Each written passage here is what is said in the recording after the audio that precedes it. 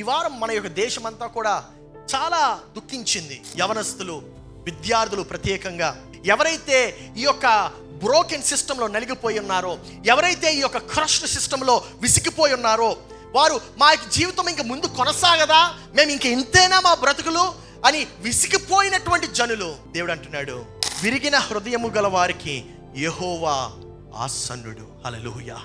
నలిగిన మనస్సు గల వారికి ఆయన రక్షించును.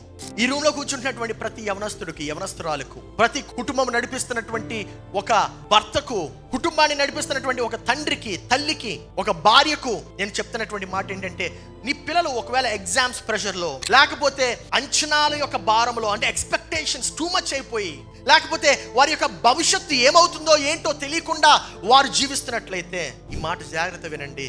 మీరు ఒంటరిగా లేరు.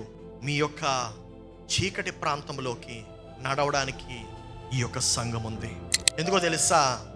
మీ మార్క్ షీటు మీ జీవితాన్ని నిర్ధారించదు, నా దేవుడు నిర్ధారిస్తాడు.